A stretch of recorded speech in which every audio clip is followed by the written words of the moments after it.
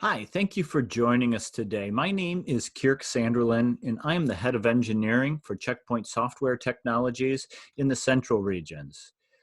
Appreciate your time today. We're going to be talking about cybersecurity for medical devices. So this is becoming a bigger and bigger issue as more medical devices have connectivity options, more Internet of Thing devices get deployed across our hospital environments and our enterprise environments, and even some things industrial like our smart elevators or other PLC controller systems.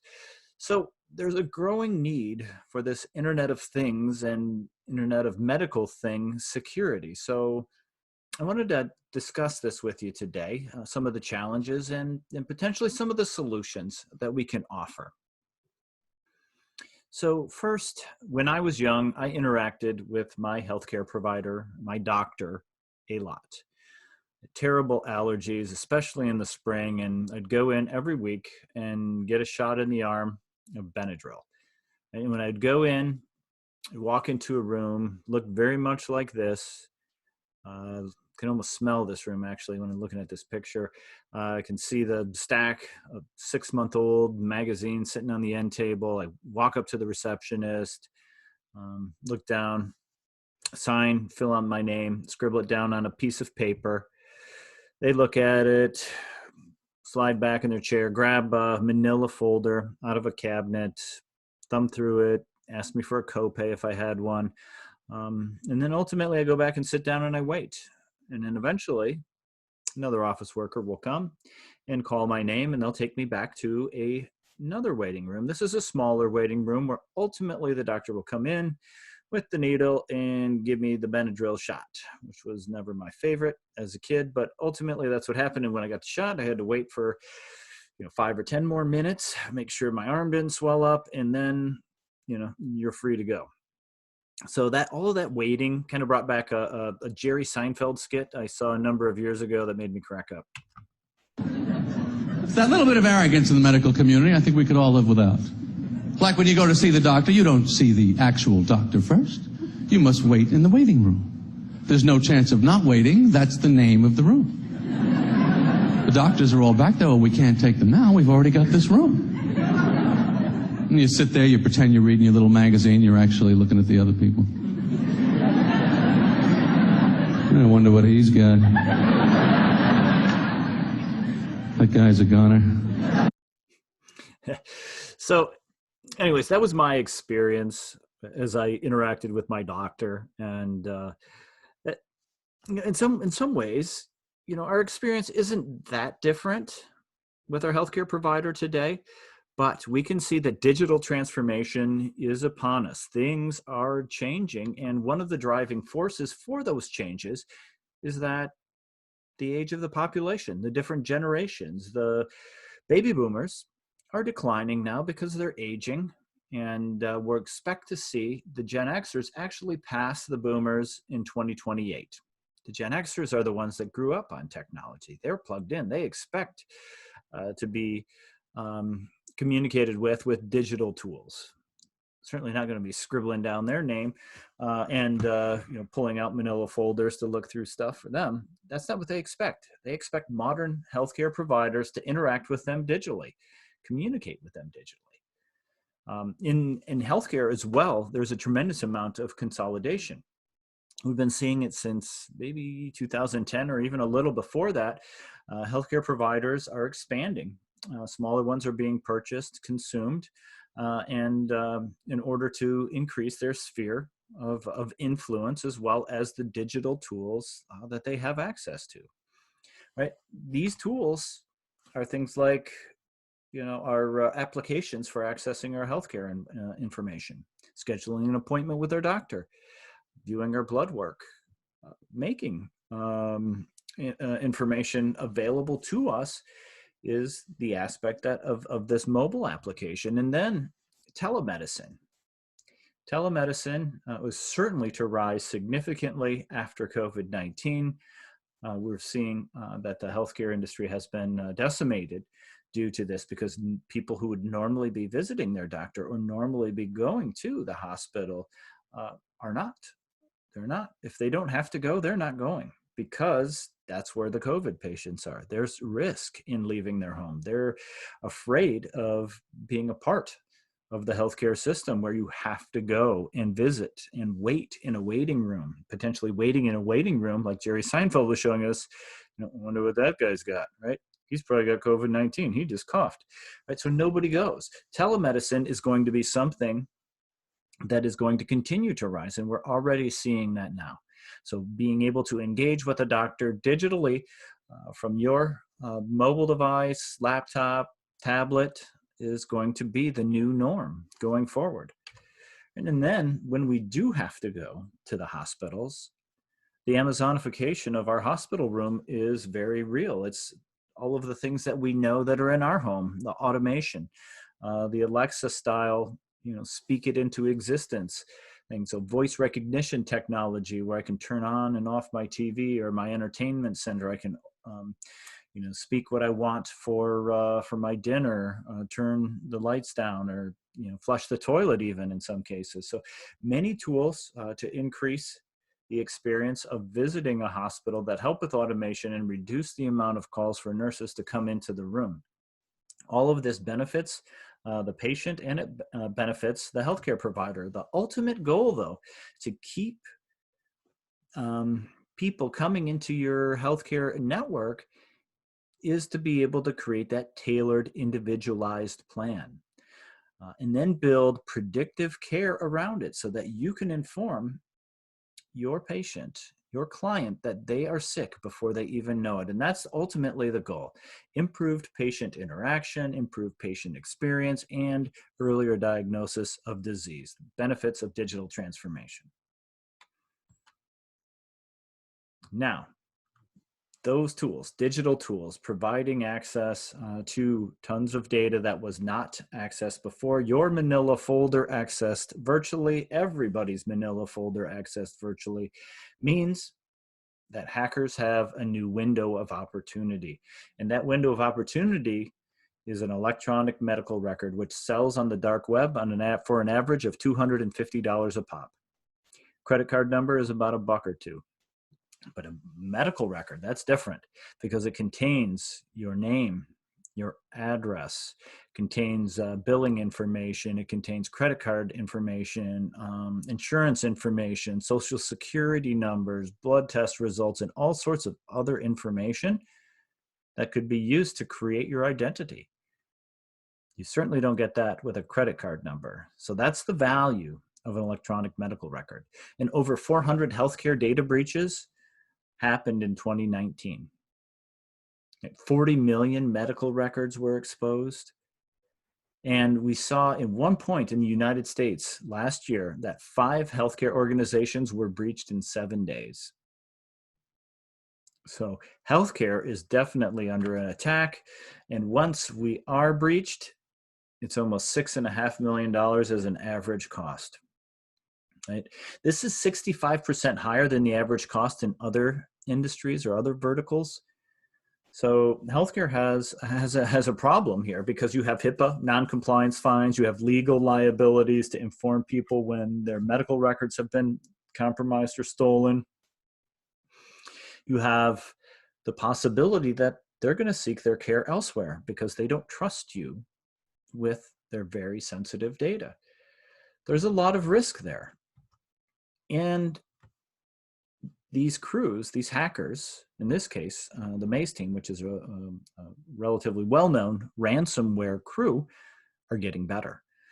They're getting better. And it's interesting here, they sent out a presser a little over a month ago and talking about how during this time with COVID-19, if we do ransomware you, we're going to have reduced rates because it's, times are tough. So we're going to reduce our rates, and we're going to cease all operations against healthcare entities. So we're not going to encrypt or to do any additional hacking of your environments. Well, what we've actually seen is the opposite of that. We've seen a 150% increase in attacks against healthcare during this time. While you're fighting a fire in the front door, they're sneaking in the back door, moving around laterally in your organization and waiting for the right time to ransomware you. And they start almost the same way every time, with a phishing attack, whether it's a malicious link in an email or whether it's an attachment in an email. This attachment may contain a Word document that has macros in it. Those macros potentially run and create the malware, or launch the malware, or connect to a site which pulls the malware down. From there, once that machine is impacted and infected, they move laterally across the organization until they are able to impact every device inside the network.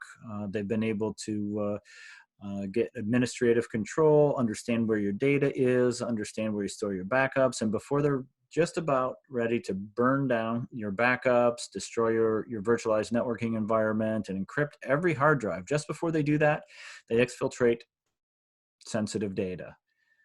Maybe it's the medical records, or maybe it's other data that they exfil outside the organization, because when they launch their ransomware attack the next day and destroy the backups and everything, maybe you did have an air gap system where you had good backups. Maybe you could recover in time from this breach. Well, the phase 2 portion of a ransomware attack now is to actually start leaking that exfiltrated data on the dark web. And that could be the medical records of healthcare providers or other sensitive information. This is their modus operandi now, a 2-staged ransomware attack, increasing the likelihood that they ultimately get paid. But it's not just about getting paid and how much a breach costs. There's actually life or death scenarios that are here. In 2017, there was the WannaCry ransomware that ran rampant in the UK and against healthcare institutions in the United States. And it was the first time that we saw a medical device be encrypted with ransomware. And that's a screen scrape right there from a medical device being held for ransom in 2017. All right, so this is something that is ongoing. Since that time, we've seen ransomware attacks against MRI systems, against whole healthcare institutions. But in 2017, it was our wake-up call. Many cybersecurity companies were formed to help better recognize IoT devices and Internet of Medical Thing devices so that we could provide security for them in a better and more ongoing fashion. That was available in 2017. And we're making lots of progress. But this is what started the major change, right? So these devices potentially keep people alive. So it's not just about paying the ransom and the cost, but potentially about loss of life.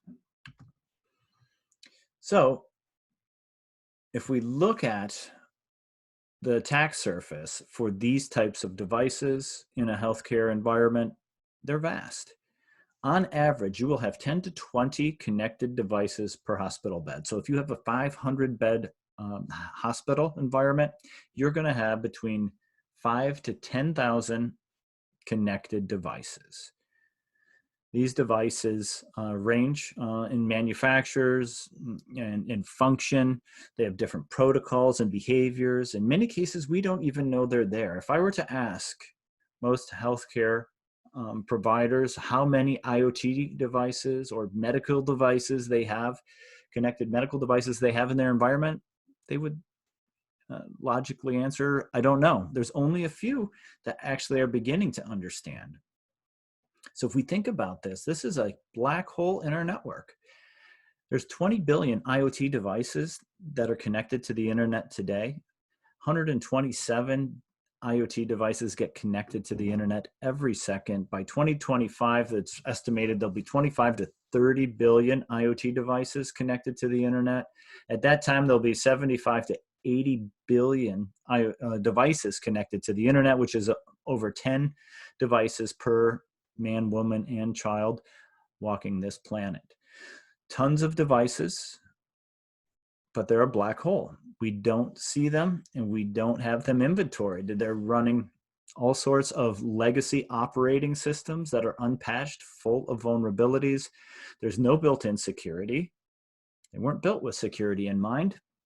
They're impossible to patch. In many cases, they're regulated. In the US, they're FDA regulated devices. They have weak password structures. Tons of vulnerabilities and risk associated with these. And so let's couple that with how we've had our healthcare or hospital environments security deployed for many years. Back in the 90s, most hospital environments deployed a castle and moat mentality for cybersecurity. So if we think about a castle, it has very good perimeter defenses, right? High walls with sentries, has a drawbridge with a moat. You will lose a lot of troops trying to take a castle. So you had, to get inside that castle somehow, right? Because everything on the outside was untrusted. Everything on the inside is trusted. So crunchy on the outside, gooey on the middle. That's how cybersecurity was built for healthcare. So if you were on the outside, you were untrusted. There was very strict policies to get in to the hospital environment. But once you were in, well, then you could move around freely, and that's what we saw. However, today, that doesn't make good sense. So if we look at all of the devices that come and go out of our hospital and healthcare environments, tremendous. We have tablets, we have smartphones, we have laptops, we have all of these devices connecting to cloud infrastructure, public cloud infrastructure. In many cases, these devices come and go out of our organization, and they contain medical records, and they have no security on them. I've yet to see a consistent policy where healthcare organizations are deploying mobile security and tablet security consistently. We also have third parties who are connecting to do administration and repair work to medical devices. And these third parties are coming in many cases across the internet. In some cases, they set up medical devices and deploy them in the hospital public Wi-Fi to make it easier for them to do their remote administration, increasing and opening up another attack vector because these devices are inherently weak, and yet they sit on the public Wi-Fi. The perimeter is everywhere. We're not just dealing with network security anymore. Everything is interconnected and everything is a target. And so this is what is different today than yesterday. So let's look at the healthcare 2.0 environment here, where we've got all of this proper segmentation built out, where we've got medical devices and sensors in the patient room. We have e-patient room zone. We have medical critical devices zone. We have medical facility services zone. We've got our private data center environment, where we have potentially our EMR, our PACS server, and then we have our public infrastructure built where we have additional applications flowing that need and require access from the inside to the outside and vice versa.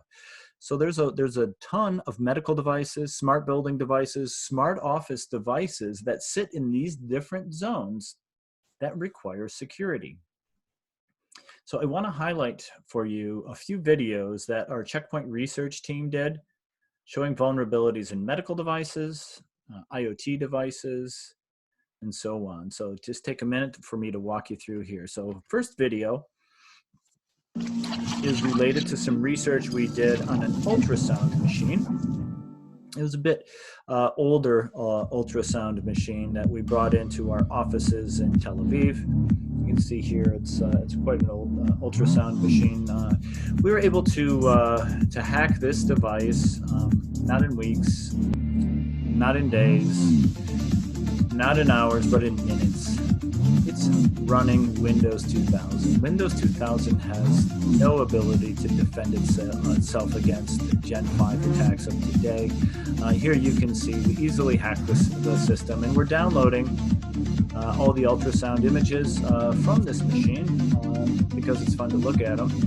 And here you can see the ultrasound images that we were able to download. We can actually open them in a viewer and edit them, and we could then embed ransomware in these as well and re-upload all of them back up with our ransomware inside it in order to ultimately ransomware this particular device and take it offline.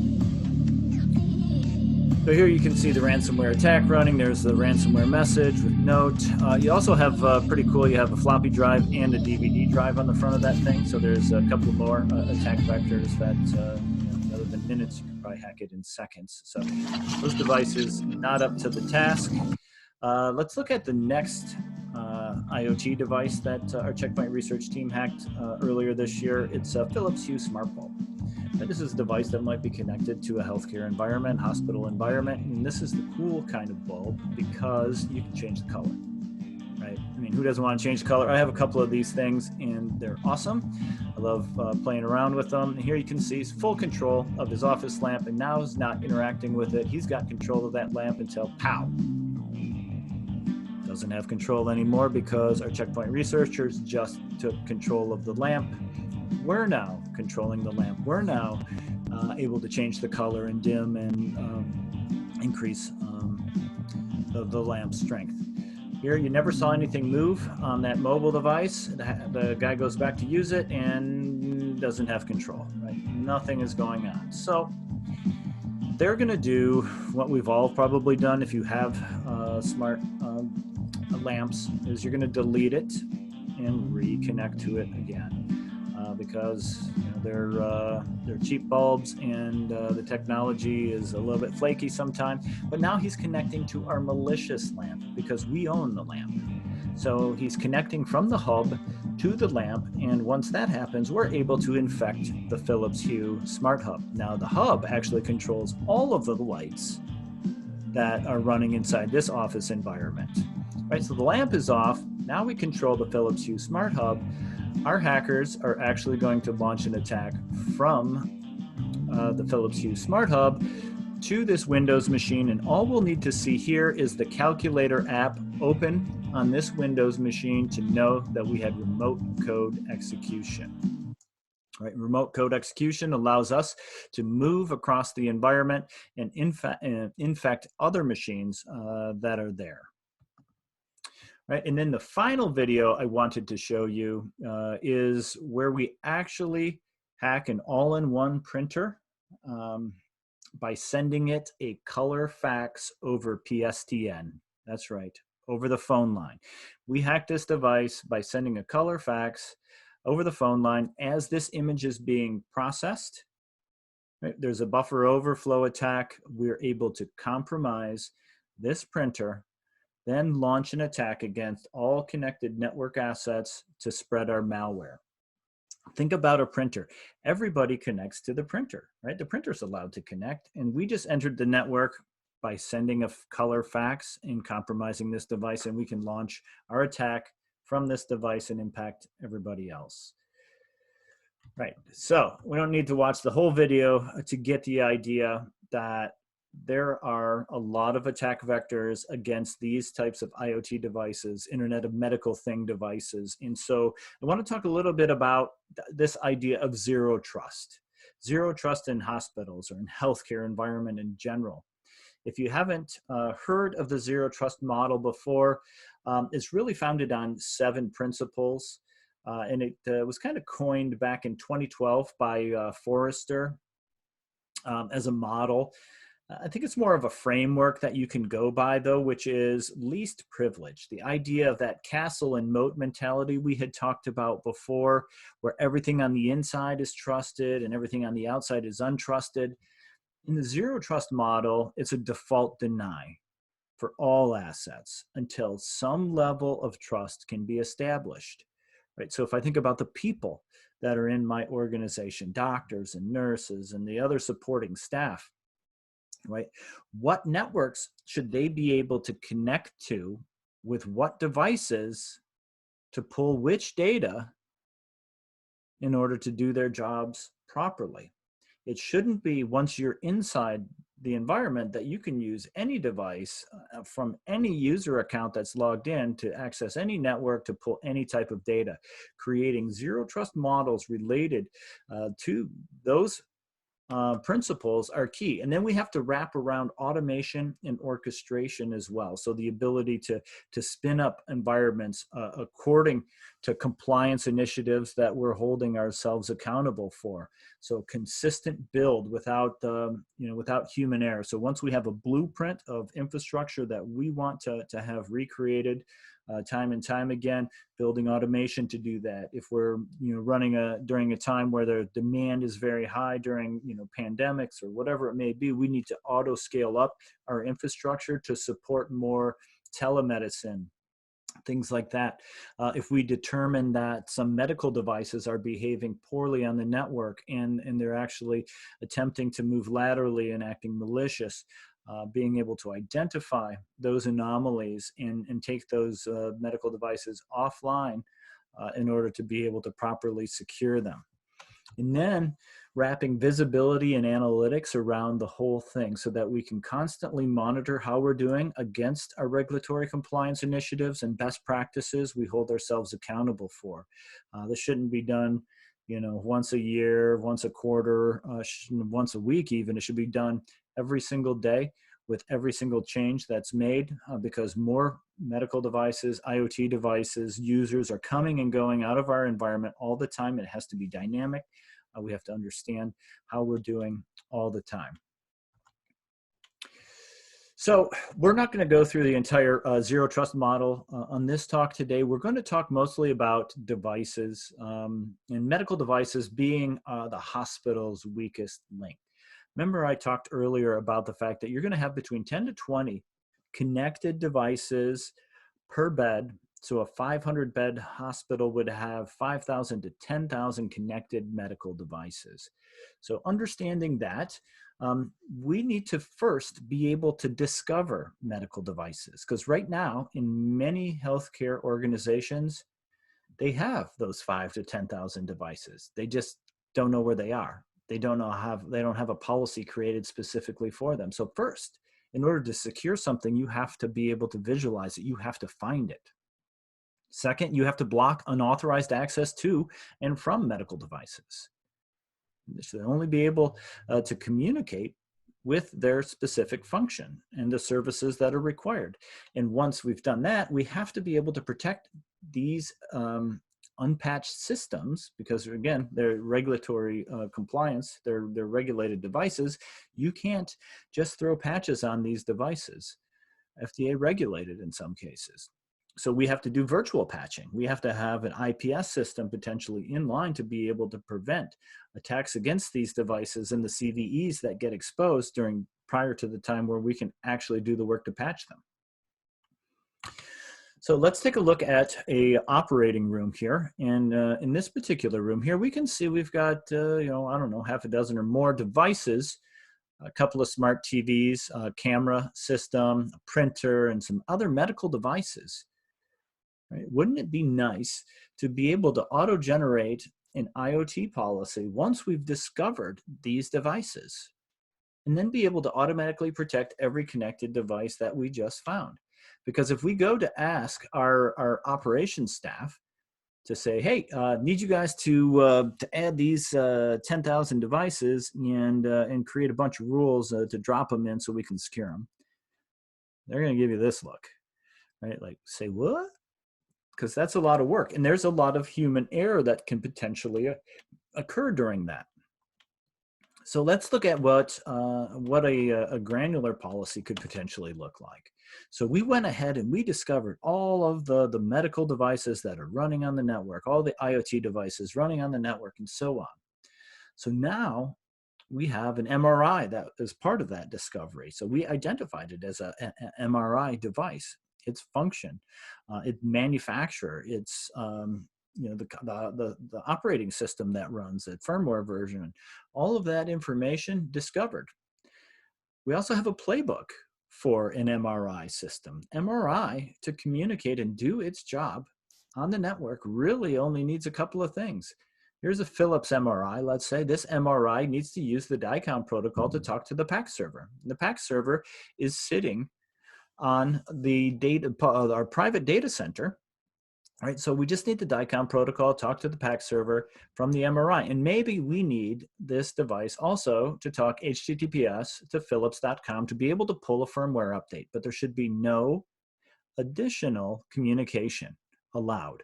Remember, going back to that zero trust methodology, no additional communication.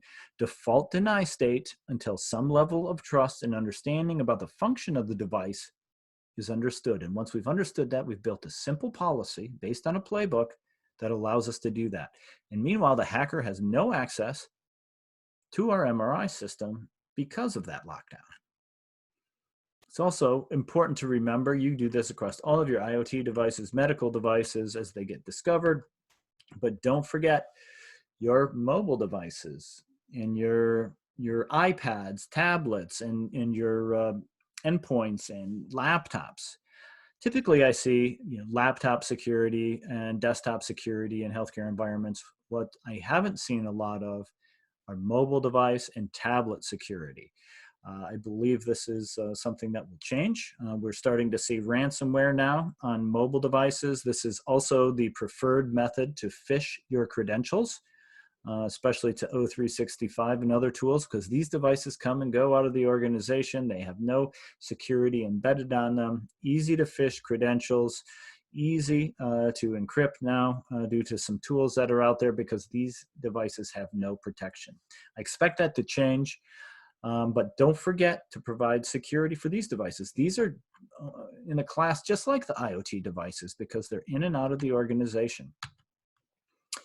So I just wanted to re-highlight, the zero trust model here. It's important to know that this is something that you can use as a framework to secure your entire organization. We talked today mostly about issues with medical devices and IoT devices, a little bit about smartphones and tablets and such, but the focus was really around these devices that are invisible in our organization, are plugged in trusted because they're inside of our network. And so that old castle and moat mentality is beginning to change, but there's a lot more tools that are available to help us lock down these devices by their function in playbooks, create objects automatically in our security policies, and then deploy these rules in a semi-automated fashion so that you can get better visibility, better control in a zero trust style model for these devices. So a little bit about Checkpoint. We are one of the largest cybersecurity companies in existence today. We only do cybersecurity. We are a platform player, and what I mean by that is we do security for cloud, network, endpoint, Internet of Things, mobile devices as well. You don't have to go buy a number of different vendor solutions. You can buy many of the cybersecurity solutions that you will require from Checkpoint. All of these enforcement points and technologies get shared threat intelligence from our threat cloud, which is the largest threat intelligence data store in existence. All of this can be centrally managed, and us as a platform approach to delivering cybersecurity. We want to help, and a final call to action here is that we will come out. We'll do a workshop with you, with our architects during this time now. We are doing these virtually, remotely, listening to you talk about your organization, how you have your security set up for your devices, medical devices, or your networks in general. And we can help design the proper security controls and help you get to ultimately this end goal, which is this particular slide here. It's a total eye chart, I understand, but here we have proper segmentation from the different medical critical device zones, patient care zones, medical facility zones, our data center, public and private environments. All of these things properly segmented, all of the devices properly discovered, controlled, and virtually patched with IPS.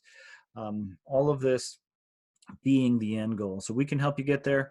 If you want us to, just reach out and let us know. So I appreciate you joining us today. Thank you so much for your time, and stay safe, everybody.